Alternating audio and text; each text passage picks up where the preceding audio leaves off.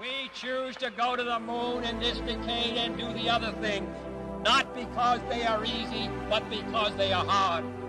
Because that goal will serve to organize and measure the best of our energies and skills.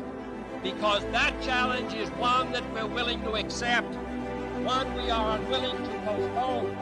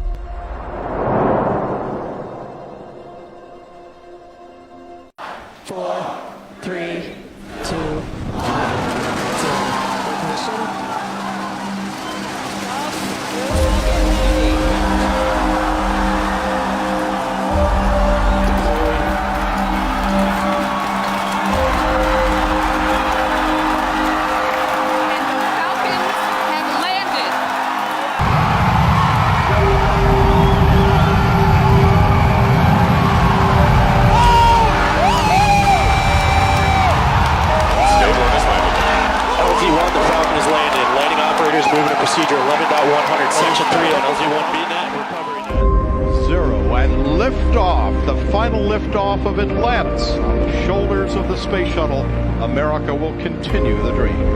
Ferguson rotating the nose gear down to the deck. Lock the doors. Copy.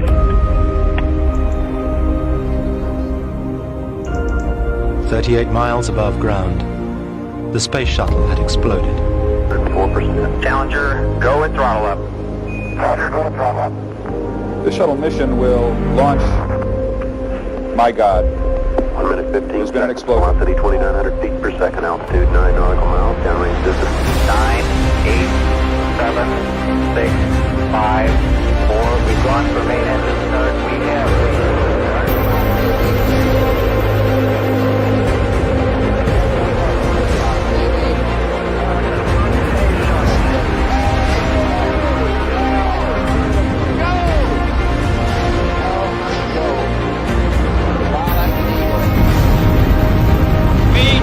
to go to the moon in this decade and do the other things, not because they are easy, but because they are hard.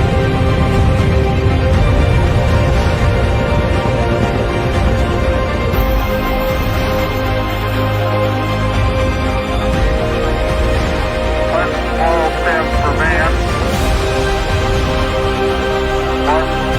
Diane, please, for mankind.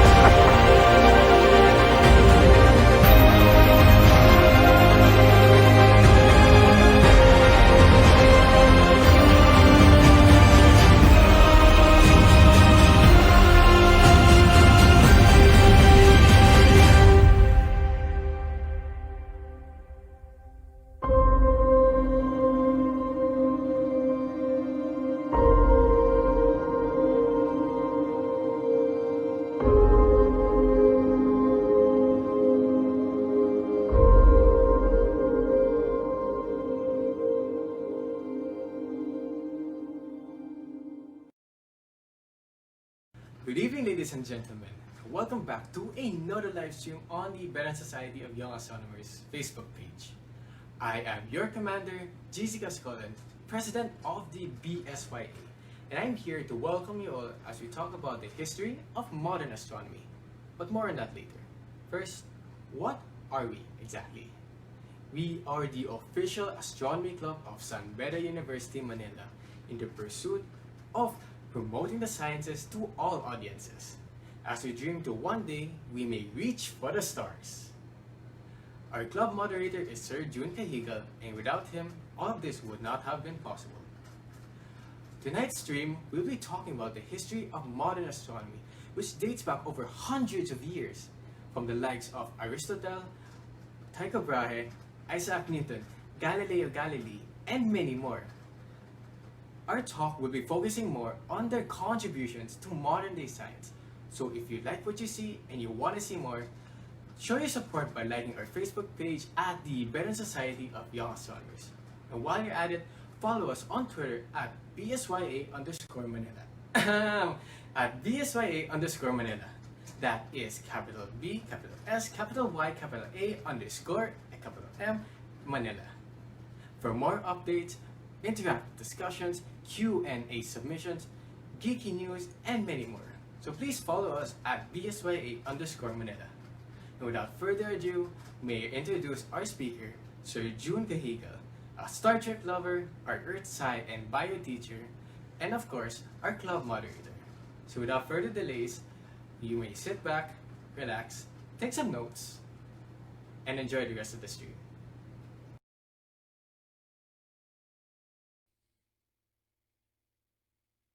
Hello, greetings. I am Professor June Cahigal, and I would like to welcome everybody to this virtual lecture entitled The Origin of Modern Astronomy.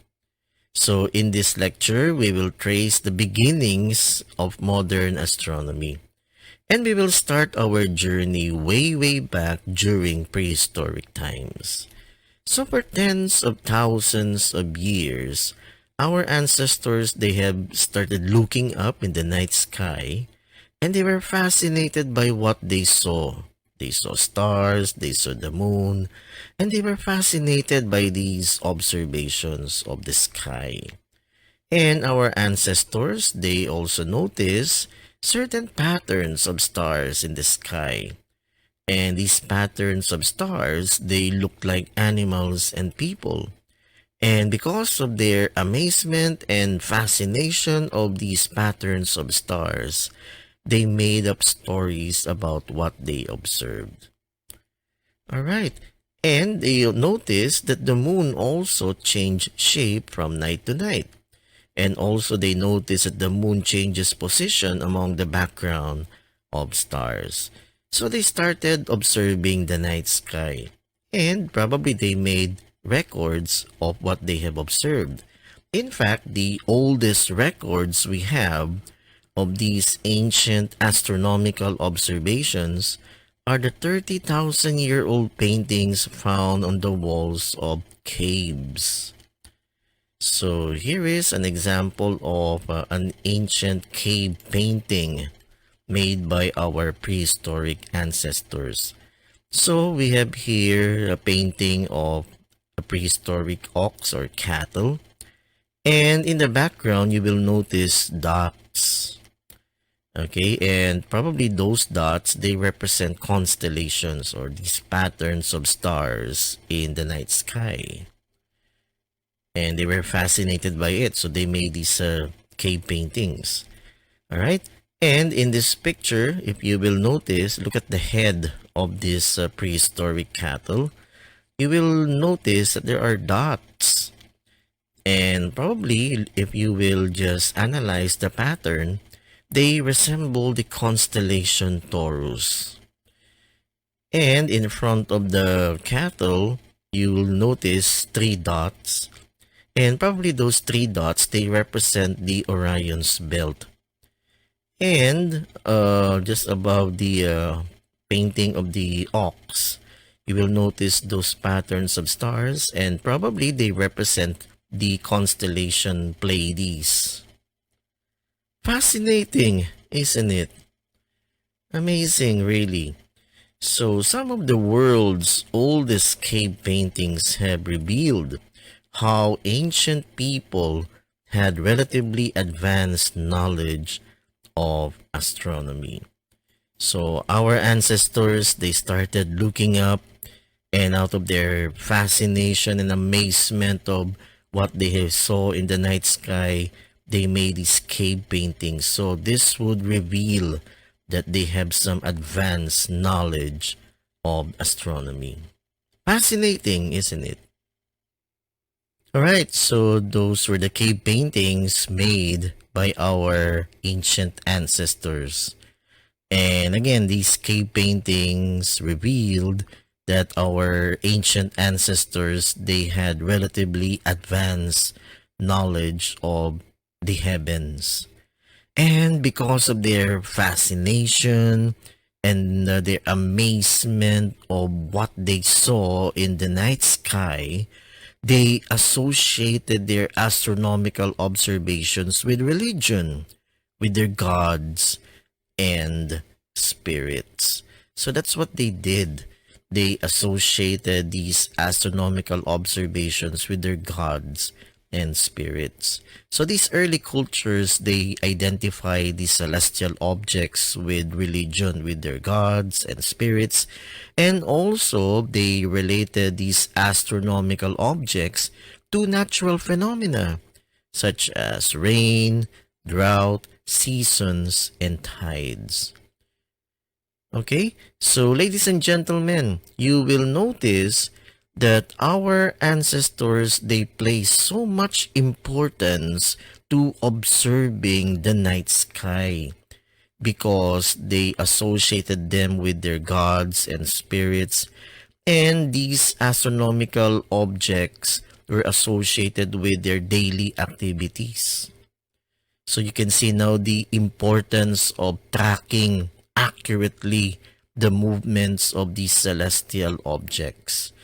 So what our ancestors did in order to track accurately the movements of the sun, the moon, and the stars, they started erecting large stones. So our ancestors at around 5,000 years ago, they set up large stones to mark the movement of the sun and the other heavenly bodies. So one good example of this is Stonehenge. And by tracking the movement of the heavenly bodies, these first astronomers have created calendars based on what they observed in the movement of the moon. Alright? So one good example of an ancient observatory is Stonehenge.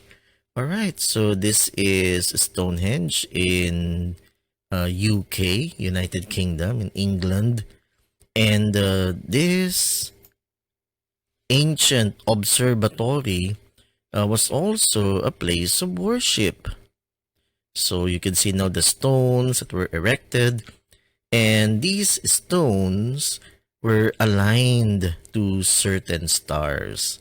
Stonehenge was constructed at around 3000 to 1800 BC. Okay?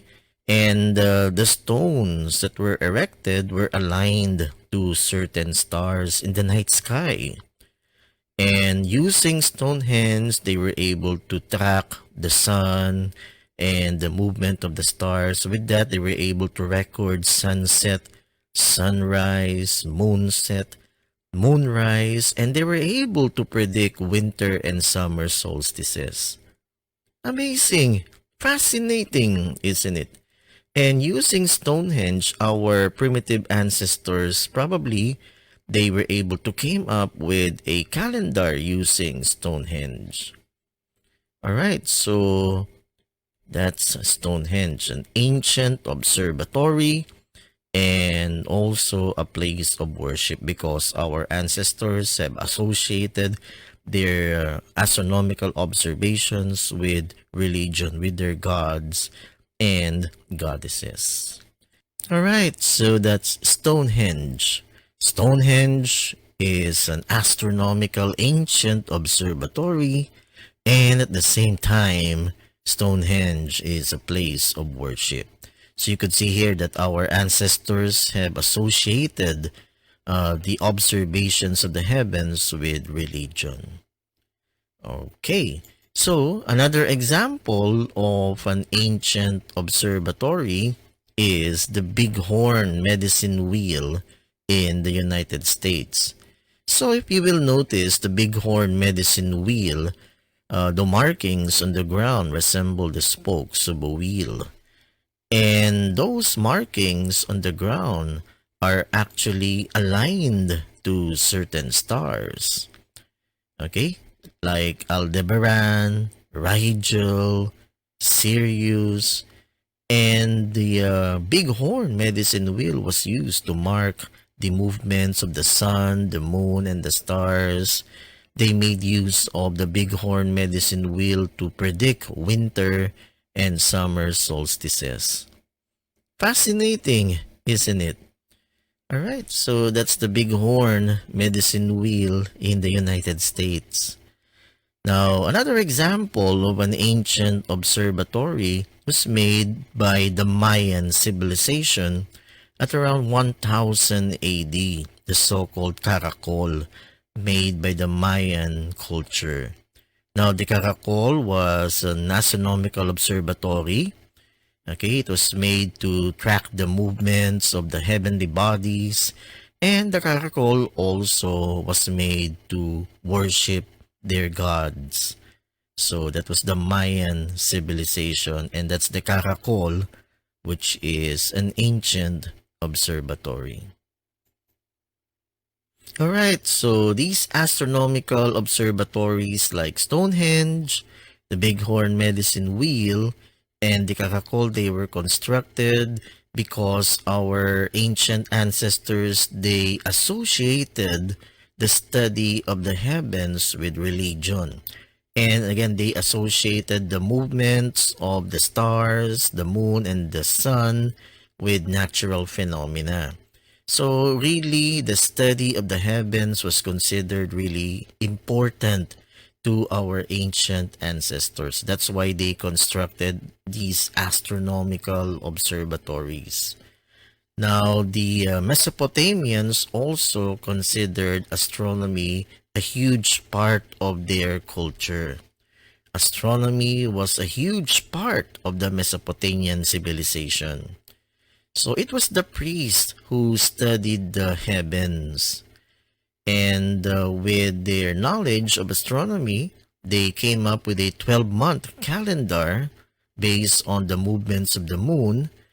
And also the priests, the Mesopotamian priests, they also predicted winter and summer solstices. They predicted also eclipses. And they were able to come up with some astronomical tables. They amassed astronomical data. Fantastic, isn't it? Now, the Mesopotamians also constructed observatories. Their observatories are in the form of ziggurats that was constructed at about 6,000 years ago. And if you look at the illustration of a ziggurat resembles that of the pyramids of the ancient Egyptians. Now, a ziggurat has 7 levels if you will take a look at the illustration. And a level is dedicated to a particular wandering object in the sky.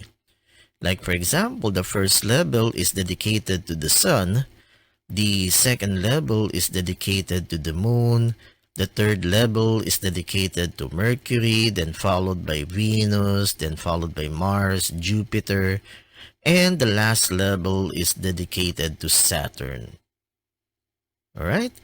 And these 7 levels, they represent the 7 days of the week. Okay, so that was made by the Mesopotamians. Okay, so the 7-day week was made by the Mesopotamians. Okay, so if you will take a look at this illustration of the 7 days of the week, each day is dedicated to a particular wandering object in the sky. Like for example, Sunday Now, Sunday is dedicated to, obviously, the sun or Sol. Alright? Then look at Monday. Monday is dedicated to, obviously, the moon. Luna. Moon Day. Moon Day. Now, everybody look at Tuesday. Now, Tuesday is dedicated to the god Tiyu, which is equivalent to Mars. So that's why we have Tuesday. Tuesday. Then everybody look at Wednesday. Wednesday is dedicated to the god Woden, which is equivalent to Mercury. So Wednesday, Wednesday. Then everybody look at Thursday. Thursday is dedicated to Thor. I'm sure you know Thor. Okay, which is equivalent to Jupiter. So that's why we have Thursday. Then look at Friday. Friday is dedicated to the god Frigda, which is equivalent to Venus. That's why we have Frida, Friday. Fantastic, isn't it? Fascinating. And Saturday, look at Saturday. Saturday is dedicated to Saturn. Saturnus, Saturday. Okay, so this was made by the Mesopotamians.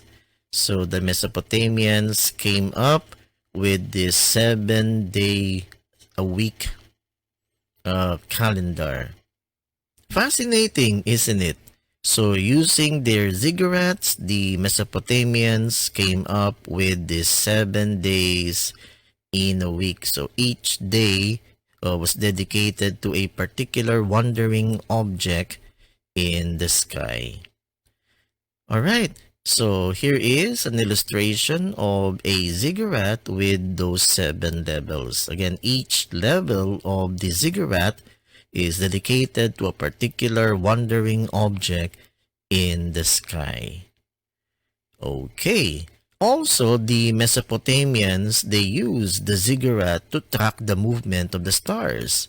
And they came up also with their own constellations. Okay? And they use these constellations so that they can determine their planting and harvesting periods. So what I'm trying to say is that the Mesopotamians, they believed that these stars can influence their daily activities, especially planting and harvesting activities. So they came up with the zodiac. So the zodiac was made by the Mesopotamians. Alright? Fascinating, isn't it? Okay? The Mesopotamians also divided circles in 360 degrees, which we still use, and they recorded their observations in cuneiform. Alright, so that was the astronomy of the Mesopotamians. Okay, so just like the Mesopotamians, the Egyptians also associated the study of the heavens with religion. Now, the Egyptians, they believed that many of the stars and the planets were actually gods and goddesses that they worshipped. So, similar to the Mesopotamians, the Egyptians also associated the study of the heavens with religion. In fact, they were drawn to 2 bright stars that always could be seen circling the North Pole, and the Egyptians referred to those stars as the indestructibles. So these 2 bright stars are the following. We have Kochab in the bowl of the Little Dipper or Ursa Minor, and Mizar located in the middle of the handle of the Big Dipper or Ursa Major. Okay, so here's a simple illustration to help us locate these 2 bright stars in the northern hemisphere. So this is Mizar. Mizar is located at the middle of the handle of the Big Dipper. And this is Kochab, located in the bowl of the Little Dipper. Okay, so again, this is Kochab at the bowl of the Little Dipper. And this is Mizar. Mizar is located in the middle of the handle of the Big Dipper. And right over here, just follow my cursor, this is the North Star or Polaris. Okay. Alright, so those are the so-called indestructible stars located in the northern hemisphere. Now, the Egyptian civilization is anchored on agriculture. Agriculture was the foundation of the ancient Egyptian civilization, so water is vital. And the source of water for agriculture is the Nile River. And the Nile River is affected by the lunar tides. So there are times in the year that flooding occurs along the Nile River.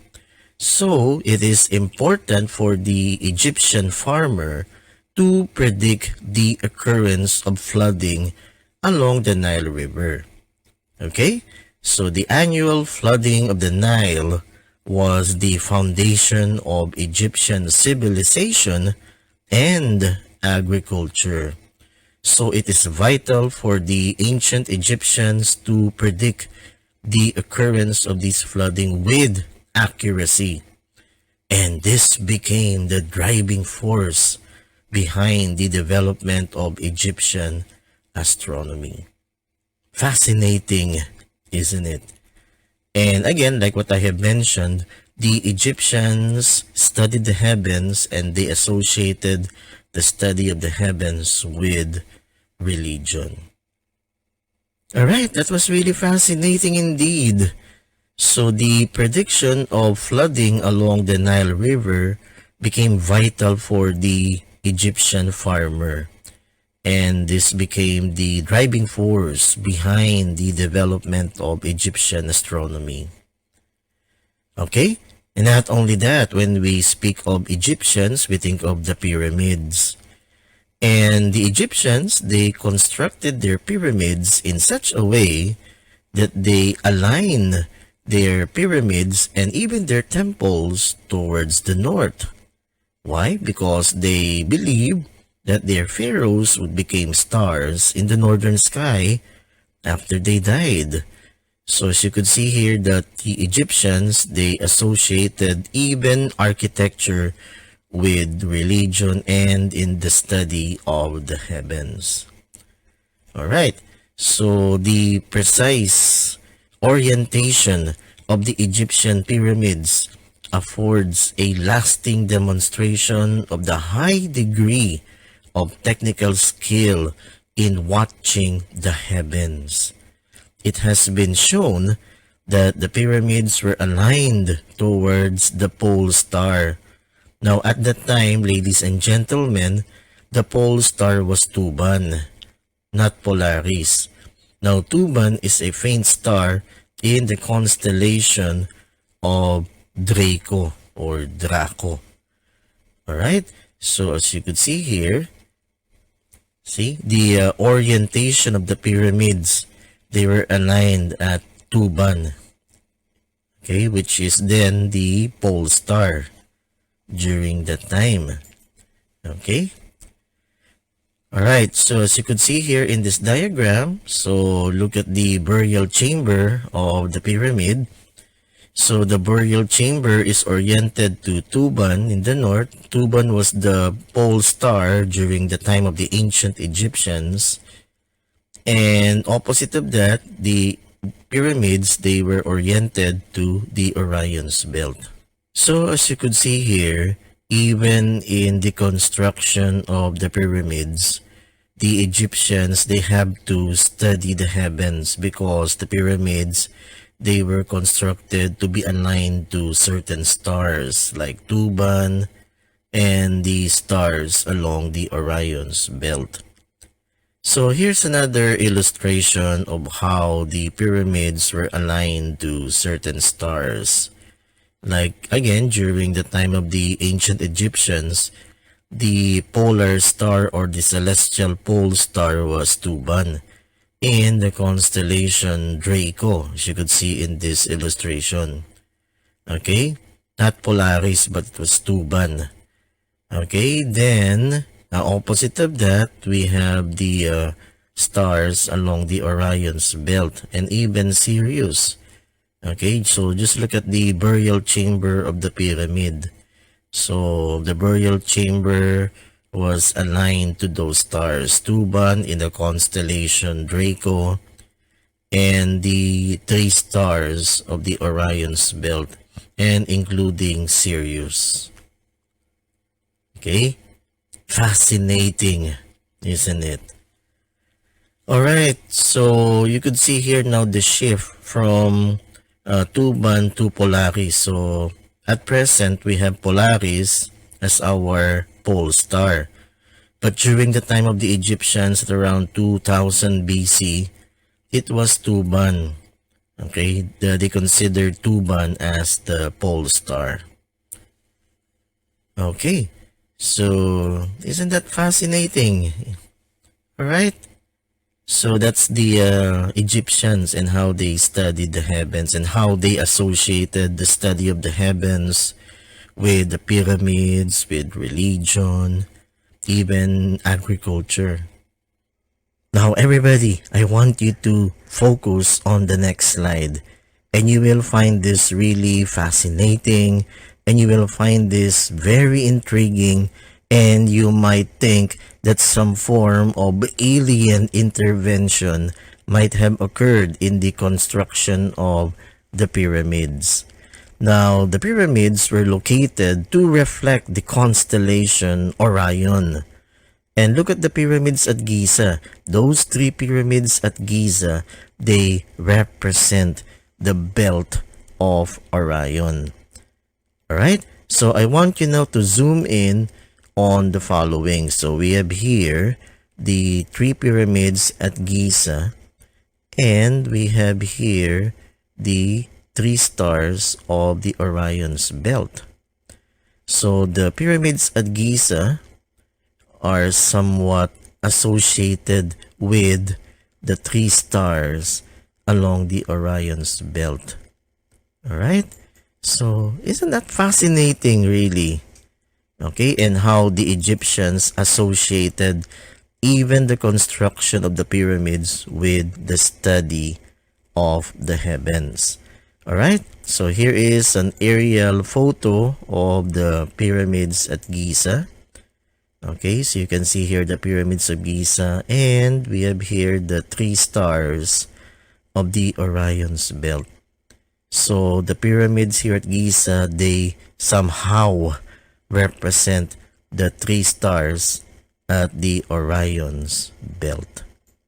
Okay, so I'm really intrigued by that.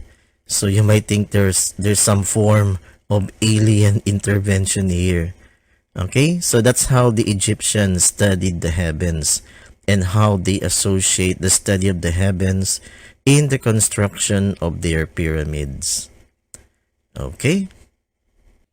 Now, to summarize this part of the lesson about prehistoric astronomy or ancient astronomy, now we have to consider the following.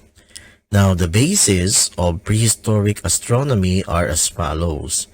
Now, our ancestors, they started looking up at the night sky, and they started observing and recording the rising and setting of the sun, the moon, and the stars. Then our ancestors, as they looked up, they saw certain patterns of stars in the night sky, and we call them now as constellations. And our ancestors, they believed that these constellations may influence their daily lives.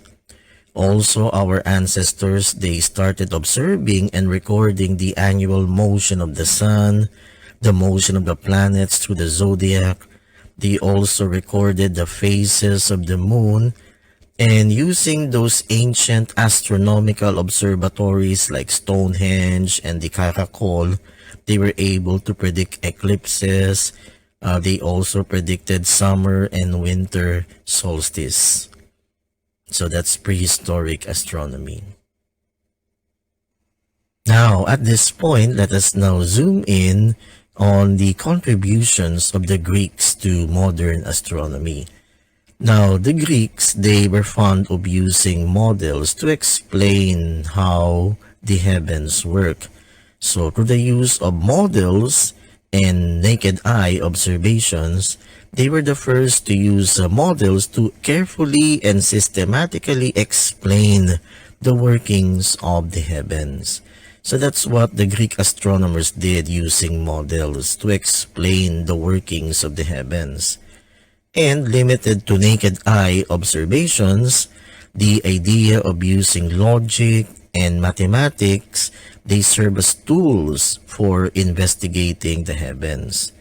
Now, unlike the Mesopotamians and the Egyptians who made use of religion to explain the workings of the heavens, the Greeks, they made use of logic and mathematics. And that is a leap forward to the development of modern astronomy, the use of logic and mathematics.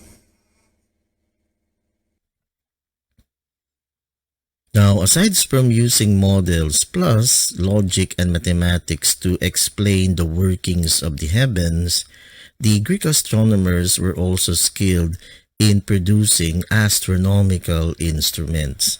Now, one good example of an astronomical instrument that they developed was the astrolabe. Now, the astrolabe is an instrument used by the Greek astronomers to measure the altitude of the sun, the moon, the stars, and the planets. So we may consider this as a primitive sextant used by our seamen, by our navy, to measure the altitude of the sun, the moon, the stars, the planets. Okay, that's the astrolabe. Also, the ancient Greek astronomers developed this instrument. This was used by Eudoxus of Knidos. Now, this instrument was used by Eudoxus to simulate the ostensible motion of the planets. Eudoxus tried to simulate the motions of the planets using this instrument that he devised. So the ancient Greeks, they also constructed astronomical instruments to explain the workings of the heavens. Now, speaking of Eudoxus, Eudoxus came up with a model of a geocentric universe that was around 380 BC. Now, Eudoxus designed his model of the universe as a series of cosmic spheres containing the stars, the sun, and the moon. And they were all built around the earth at its center. Eudoxus came up with this model wherein the earth is at the center of the universe, or we call this the geocentric universe. Now, we usually associate the geocentric model with the name Claudius Ptolemy. Alright, but anyway, we will discuss later Claudius Ptolemy. So it was Eudoxus who came up with the first model of a geocentric universe wherein the earth is at the center of the universe. So this was his model of the universe wherein the earth is at the center of everything, and the sun and the 5 visible planets, they revolve around the central earth. So that's the model created by Eudoxus regarding the geocentric universe. Now, Eudoxus has a big problem regarding his model. Now, Eudoxus cannot explain the unusual movement of Mars. So he cannot fit Mars in his geocentric model of the universe. So that was the problem of Eudoxus. Now, Aristotle tried to develop his own model by improving or modifying the model made by Eudoxus. Aristotle borrowed from the idea of crystalline spheres from Eudoxus. The sun, the moon, and each of the planets have a crystalline sphere. The outermost sphere carried all the stars. So that was the model created by Aristotle. Alright, so again, this is just a modification of the model made by Eudoxus. He also placed the Earth at the center of the universe, and the 5 visible planets, including the sun, they all revolve around the central Earth. Okay, so the model made by Aristotle was just an improvised version of the model made by Eudoxus. And Aristotle also encountered the same problem. Now, Aristotle cannot explain the unusual movement of Mars. So, malaking problema ang kanilang na-encounter. They cannot explain the movement of Mars using their models. So as you could see here, the Greek astronomers, they made use of models to explain astronomical phenomena, and they also made use of logic and mathematics, plus the fact that they also produce astronomical instruments like the astrolabe. Now, the Greeks were skilled in the use of mathematics. Now, one good example to illustrate their expertise in mathematics was the contribution of Eratosthenes. Now, you will be fascinated by this, that Eratosthenes was able to calculate the circumference of the earth. And he did that even before Jesus was born. Fascinating, isn't it? So, this is how Eratosthenes was able to calculate the circumference of the earth. So, he heard about a famous well in the Egyptian city of Syene on the Nile River. At noon, one day each year, that's the summer solstice, between June 20 and 22, the sun's rays shone straight down into the deep well. They illuminated only the water at the bottom, not the sides of the well as the other days, proving that the sun was directly overhead. Okay, so Eratosthenes made use of that well in Syene in Egypt. Alright, so everybody, I want you now to zoom in on this illustration. So we have here this well in Syene in Egypt. So between the days of June 20 and June 22, Eratosthenes would look into the well and he would notice that the bottom of the well is only illuminated and not the sides. So what does that mean? It means that the sun is directly overhead between the days of June 20 to June 22 in Syene in Egypt. Alright, so to continue with the story of Eratosthenes. Now, Eratosthenes erected a pole in Alexandria, and on the summer solstice, he observed that it cast a shadow, proving that the sun was not directly overhead, but slightly south. Recognizing the curvature of the earth and knowing the distance between the two cities, Syene and Alexandria, Eratosthenes was able to calculate the circumference of the earth. So that's how Eratosthenes was able to calculate the circumference of the earth. Fascinating, isn't it? So just using that well in Syene, and he erected a pole in Alexandria, and by knowing the distance between the two cities, Eratosthenes was able to calculate the circumference of the earth. Alright, so just like Eudoxus and Aristotle Claudius Ptolemy came up with a similar model of the universe by placing the Earth at the center, and the Sun and the 5 visible planets, they revolve around the central Earth. So this is what we call the geocentric model made by Claudius Ptolemy, by placing the Earth at the center, the Sun and the 5 visible planets, they revolve around the central Earth. Okay, and just like Eudoxus and Aristotle, Ptolemy encountered a similar problem. Now, Claudius Ptolemy cannot explain the unusual movement of the planets, especially Mars.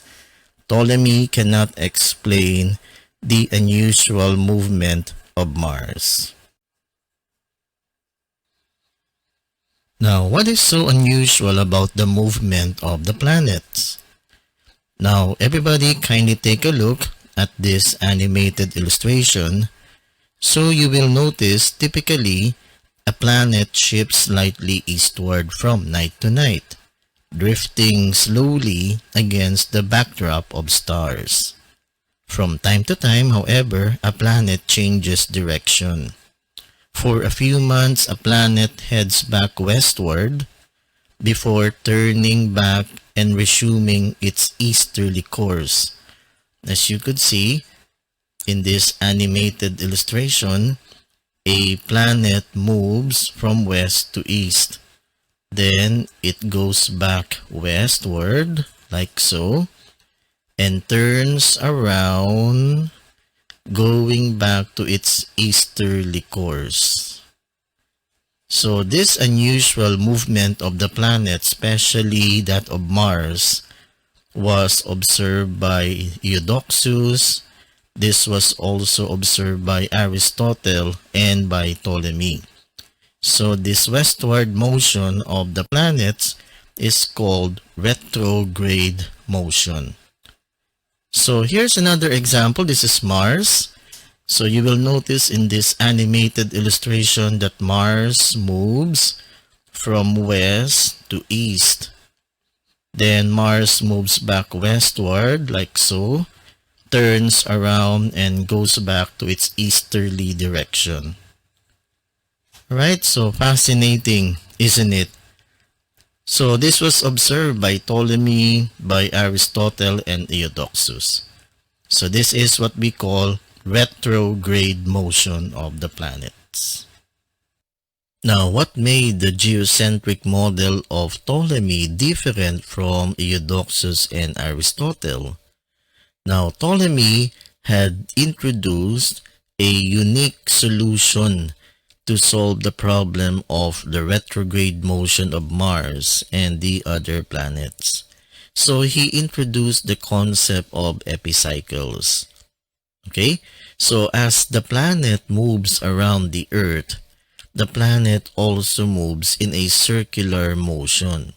It is like a smaller wheel turning around a larger wheel. Okay, so let's take a look at this animated illustration. So the blue dot represents planet Earth. So the Earth is at the center, and the red dot is the planet Mars. So as Mars moves around the Earth, Mars also moves in a circular motion.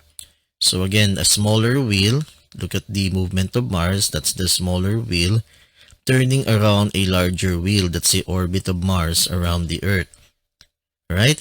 And that's how Ptolemy had solved the problem of the retrograde motion of Mars and the other planets. Okay? So the Earth is at the center, that's the green dot, and the red dot is planet Mars. So as Mars moves around the Earth, Mars also moves in a circular motion. Smaller wheel turning around a larger wheel. Okay? So that's how Ptolemy had solved the problem of the retrograde motion of the planets, especially Mars. So he introduced the concept of epicycles. Okay? So fascinating, isn't it? Okay, so the inclusion of epicycles in the geocentric model of Ptolemy had solved the problem of retrograde motion of Mars and the other planets. And this has become the standard model of the universe. The inclusion of the epicycles had solved the problem of retrograde motion, and this has become the standard model of the universe. So the Catholic Church had accepted this model. This has become the standard model of the universe. Now, this geocentric model of Ptolemy was accepted for several centuries until an astronomer by the name of Nicholas Copernicus came up with another model of the solar system of the universe by placing the sun at the center.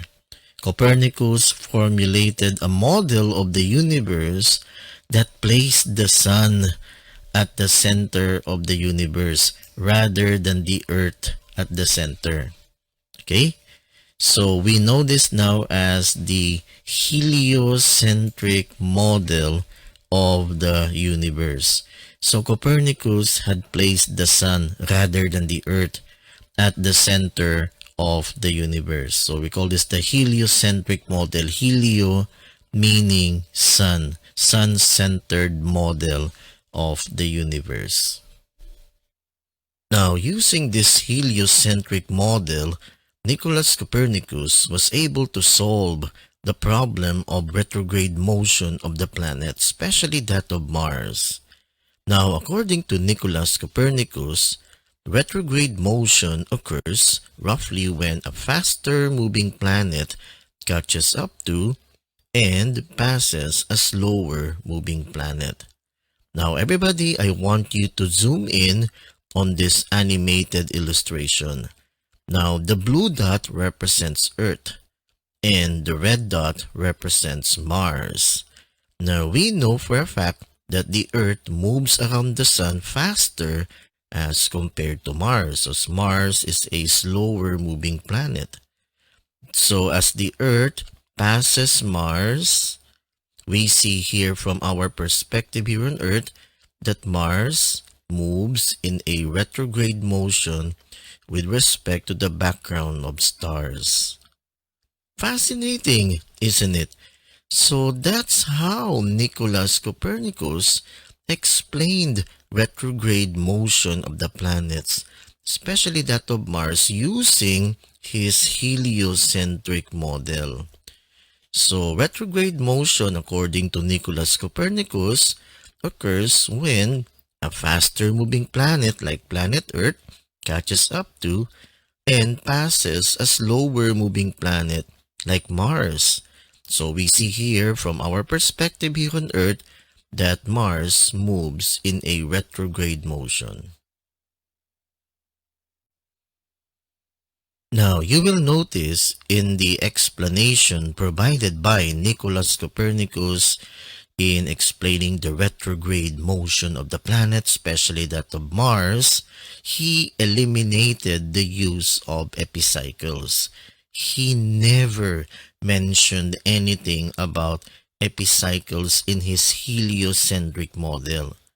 So, in a way, Nicholas Copernicus had contradicted Claudius Ptolemy by eliminating epicycles. Now, we know before that Claudius Ptolemy had introduced epicycles in explaining the retrograde motion of the planet, especially that of Mars, in his geocentric model.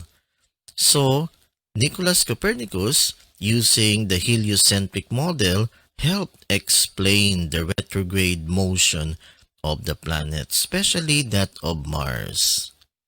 And he contradicted, by eliminating epicycles, he contradicted Claudius Ptolemy. Okay?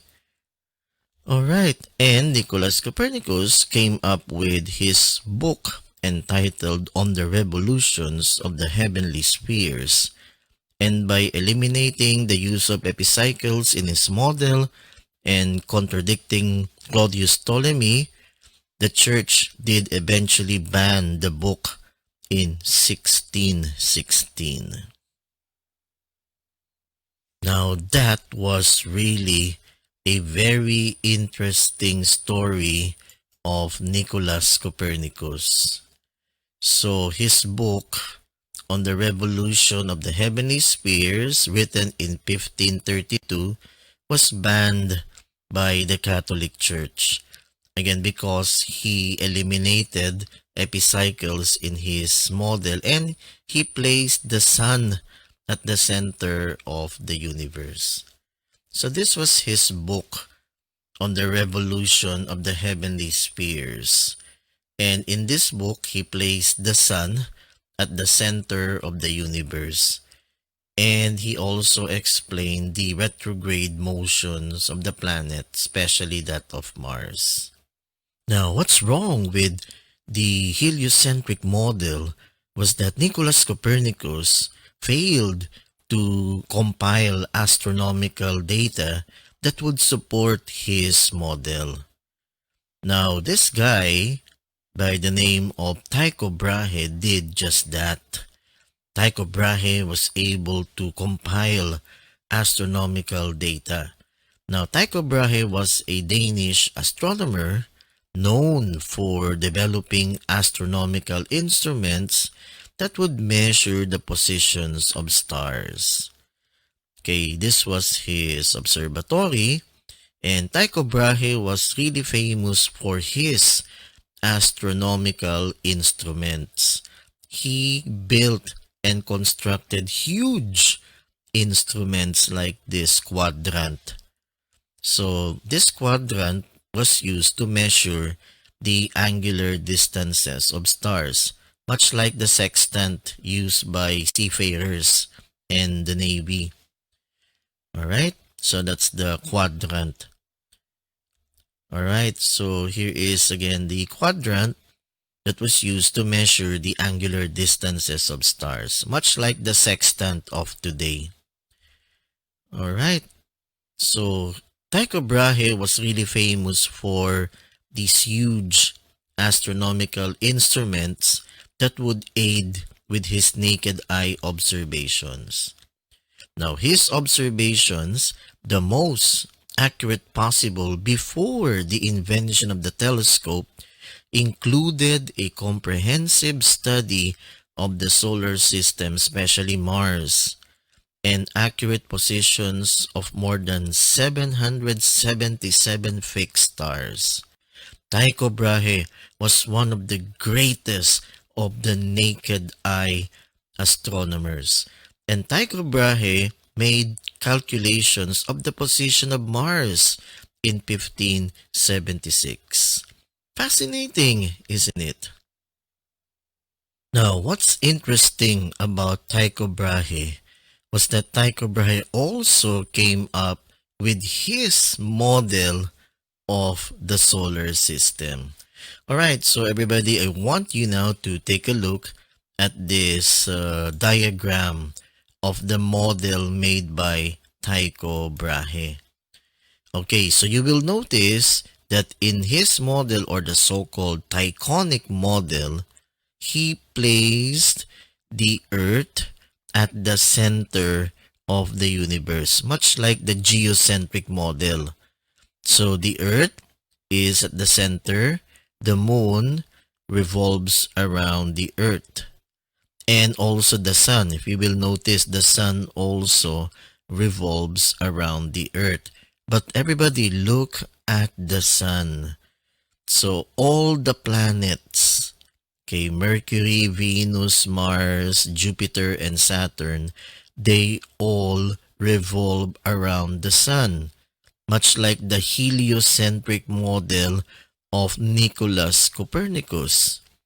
Alright, so this was the so-called Tychonic model of the solar system. So it is like the combination of the geocentric and heliocentric models. So in this Tychonic model, the Earth is at the center. the moon and the sun revolves around the earth. But the 5 visible planets, they all revolve around the sun. So here is a combination of the geocentric model and the heliocentric model. So this was the model made by Tycho Brahe, the so-called Tychonic model of the universe. Now, even though Tycho Brahe was really good in his naked eye observations, he was not good in math. So he needed some mathematical assistance to aid in his calculations. So he hired someone by the name of Johannes Kepler. But Tycho Brahe had some temperamental issues. So Kepler and Brahe did not get along really well. Okay, so Tycho Brahe apparently mistrusted Kepler, fearing that his bright young assistant might eclipse him as the premier astronomer of his day. Kasi magaling si Johannes Kepler sa math. So medyo na insecure si Tycho Brahe. Alright? So he mistrusted Kepler, fearing that his bright young assistant, kasi matalino tong si Kepler, might eclipse him, baka masapawan siya as the premier astronomer of his day. So he let Kepler see only part of his voluminous data. Hindi niya masyadong pinagkatiwalaan si Johannes Kepler. Okay? So that was Johannes Kepler and Tycho Brahe. Now, as you could see, the working relationship between Tycho Brahe and Johannes Kepler was not really good. And when Tycho Brahe died, Kepler was really joyous. Why? Because Kepler got access to Brahe's voluminous astronomical data. So when Tycho Brahe died, Kepler got access to Brahe's astronomical data, and using his brilliance in mathematics, Kepler formulated the laws of planetary motion using the data provided by Tycho Brahe. So that was really interesting. So when Tycho Brahe died, Kepler used Brahe's data to develop the 3 laws of planetary motion that explained the movement of the planets. So at this point, let us now go into the details of the laws of planetary motion by Johannes Kepler. Okay, this is the first law. Now, according to Kepler's first law, all planets move about the sun in elliptical orbits, having the sun as one of the foci. So, according to Johannes Kepler, a planet moves not in perfect circles as mentioned by Nicholas Copernicus, but a planet moves in an elliptical path or an oval shape orbit, as you could see in this animated illustration. So all the planets, including our Earth, all the planets, they move around the sun in an elliptical path. So that was Kepler's first law. Now, because a planet moves around the sun in an elliptical orbit as mentioned in the first law, there are times wherein the planet is closest to the sun, and there are times wherein the planet is farthest from the sun. So, the point wherein the planet is closest to the sun is called the perihelion, and that point wherein the planet is farthest from the sun is the aphelion. Now, everybody look at the speed at which the planet moves around the sun. As it approaches the perihelion, the planet speeds up. And when the planet approaches the aphelion, it slows down. Alright? So, a planet moves most rapidly when it is nearest the sun or the perihelion. And a planet moves slowly when it is farthest from the sun or the aphelion. And this was the basis of Kepler's second law of planetary motion. Kepler's second law of planetary motion describes the speed of a planet traveling in an elliptical orbit around the sun. Okay? So the speed of the planet increases as it nears the sun, and it decreases as it recedes from the sun. Alright? Okay, so as you could see here in this animated illustration, so when the planet approaches the perihelion, the planet speeds up. And when the planet approaches the aphelion, the planet slows down. Okay, so that's Kepler's second law of planetary motion. Now, what about Kepler's third law of planetary motion? Now, according to Kepler's third law, how long a planet takes to go around the sun is related to the planet's mean distance from the sun. Now, everybody, I want you now to take a look at this animated illustration. Now, the yellow dot represents the sun, who is at the center of the universe. The blue dot represents planet Earth, while the green dot represents the red planet Mars.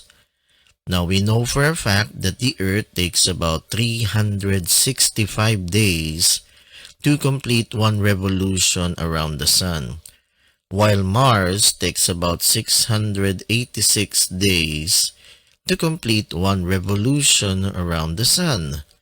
Now, knowing that Mars is farther from the sun as compared to Earth, Johannes Kepler concluded that the farther the planet is from the sun, the slower is its orbital speed, as you could see in the planet Mars.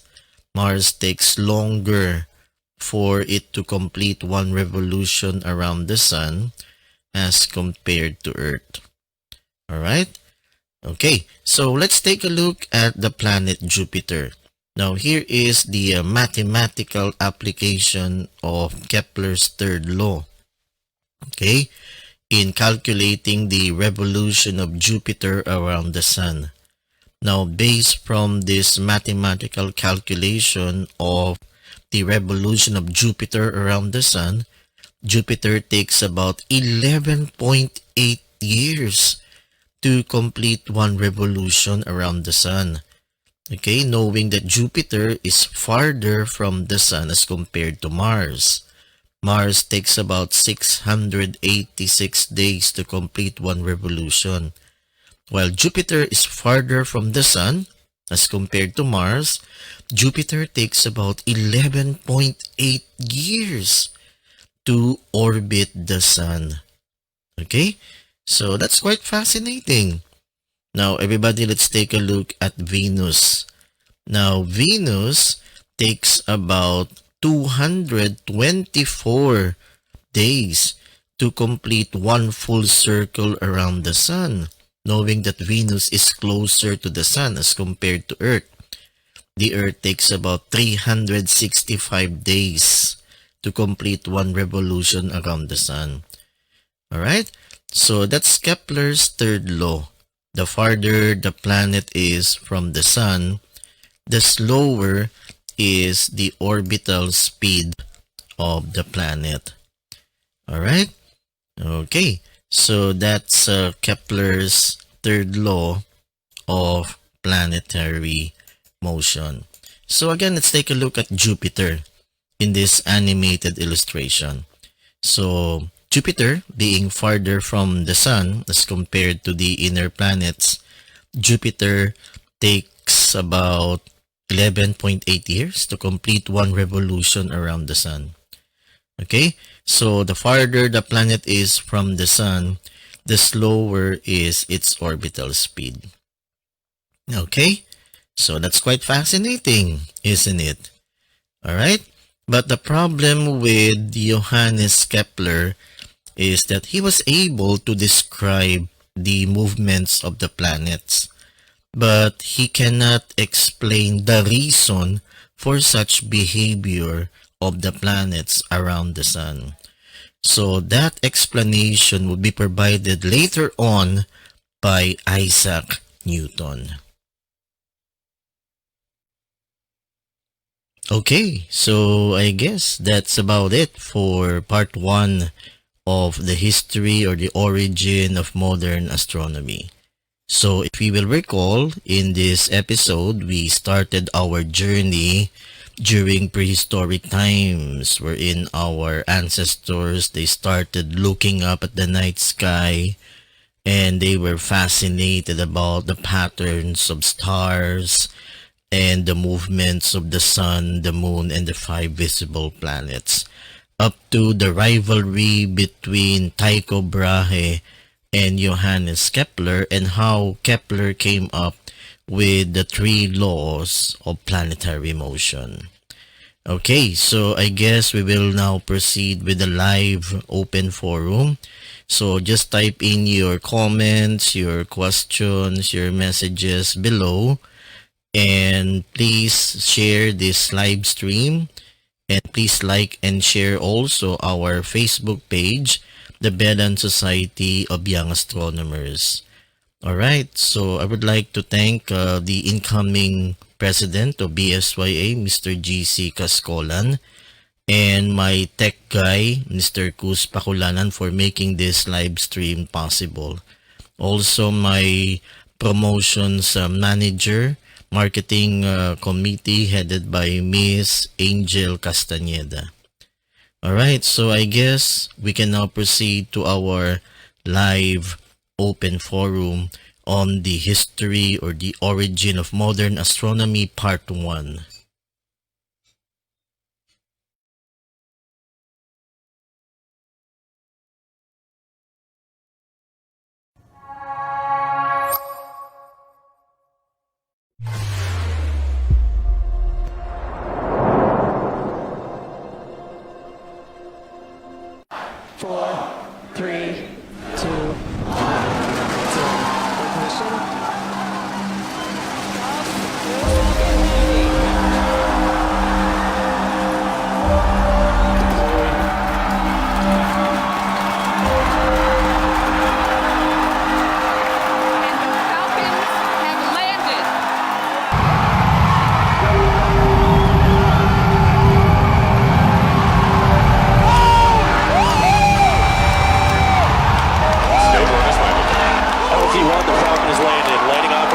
Procedure 11.100, Section 3 on LZ1 BNet, recovery 0, and liftoff, the final liftoff of Atlantis on the shoulders of the space shuttle. America will continue the dream. Ferguson rotating the nose gear down to the deck. Pag wala, Lock the doors. Copy.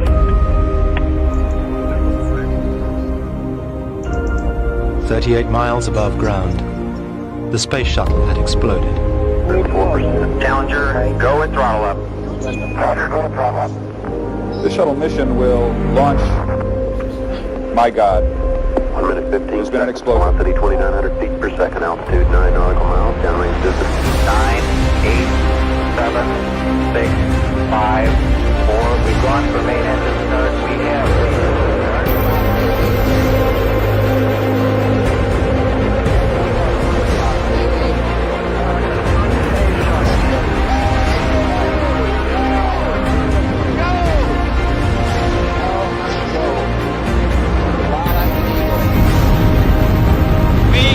To go to the moon in this decade and do the other thing, not because they are easy, but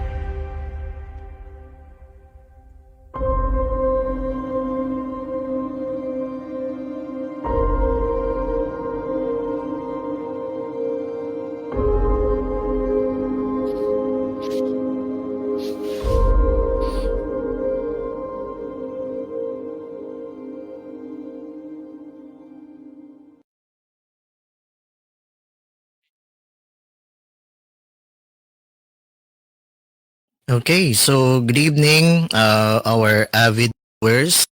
And again, welcome to our live stream tonight entitled The Origin of Modern Astronomy Part 1.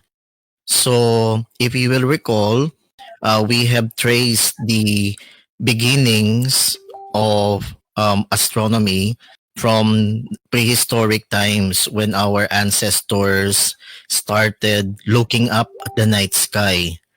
Okay, and they built observatories, ancient observatories like Stonehenge and the Caracol, and up to the rivalry between Tycho Brahe and Johannes Kepler. Okay, so very interesting, di ba? And that's how actually astronomy started when our ancestors started looking up. And magaganda po yung mga istorya ng mga astronomers na ito. Like sila Eudoxus, si Eratosthenes when he measured the circumference of the earth using that well and just a stick. Di ba ho? And yung away nila, not really away but the rivalry, yung si Tycho Brahe, medyo yan, magandang istorya niyan. Okay? Medyo may problema siya sa kanyang temper. And yung ilong po niya na nabasag kasi may kinaaway siya. Kaya pinalitan niya po yung ilong niya ng bakal.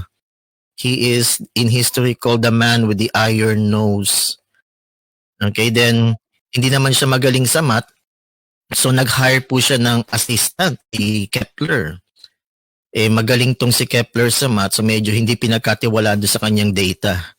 Pero nung namatay si Brahe, ayun, nakuha niya yung data and that's how Kepler came up with the 3 laws of planetary motion.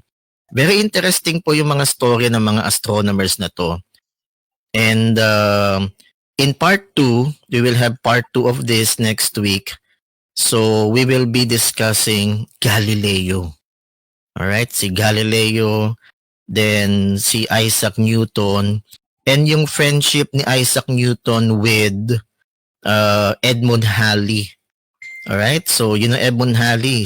Yung comet na Halley's Comet, pinangalan sa kanya yun po yan. Edmund Halley and Newton, they're really good friends. Kaya malalaman po natin yung storya niyan. And also Galileo. And kawawa si Galileo kasi he was convicted of heresy. Yan, malalaman natin yung storya niya. Alright, so very interesting tong topic na ito, history of astronomy. Now, before we move on, I would like to thank the following, yung mga nag-follow po sa atin ngayon. Si Bea Herrera. Bea Herrera was one of the pioneers of BSYA. Sila yung unang-una together with Angelica Tang. So maraming salamat for watching. Si JUC Baumbad, maraming salamat Iha for watching. Ayan, suki natin si JUC Baumbad. And si Sir Dominador Manlingkon. Hello po sir. Ayan, Sir Manlingkon is the Dean of the Student Affairs sa college sa San Beda University. So sir, maraming salamat for watching. And si Sir Camilo Dacanay. Sir Camilo Dacanay is the chairman of the board of the Philippine Astronomical Society. Okay, so thank you sir for watching. Si Devon Cruz, Miss Pulido, thank you for watching. Yes, teacher po to, science teacher si Miss Pulido. Maraming salamat ma'am for watching. Si Sister Eslyn Carbonell, maraming salamat. Raul Ostonal, thank you po for watching. Mr. Hernandezon also, he is also an officer of the Philippine Astronomical Society. Yan, mga bigatin po sa astronomy. Yan si Sir Dacanay and Mr. Dizon. Miss Cassie Jess Italia, maraming salamat ma'am for watching. Si Charlotte Almario Tumangday, thank you po. Carl Garcia, and si June Kaluweng, kasama ko po siya sa Assumption College noon. Maraming sir, thank you for watching. And si Miss Virginia Paragas. So maraming salamat po Ma'am Virginia Paragas for watching. And I would like to thank Miss Jana Aberejo. So I was interviewed kaninang hapon po in her program sa DCRH, yung Boses ng Kabataan. Thank you po for giving me the opportunity to promote this live stream.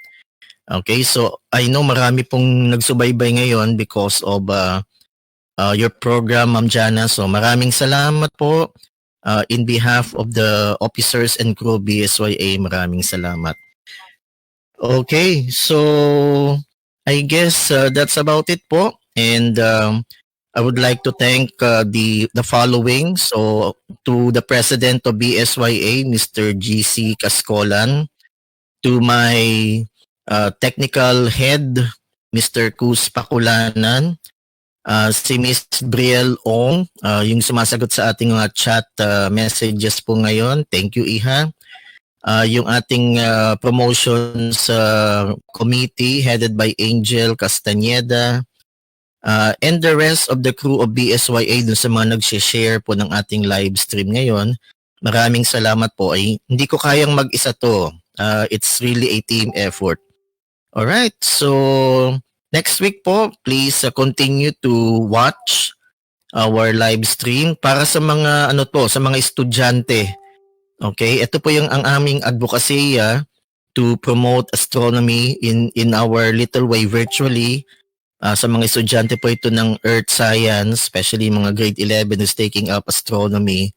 So please continue to watch and share our live stream. So next week, we will study Galileo Galilei and Sir Isaac Newton and Edmund Halley. Isn't that fascinating? All right, guys. So thank you and live long and prosper. And I will see you next week for part 2 of the origin of modern astronomy. Stay safe, guys, and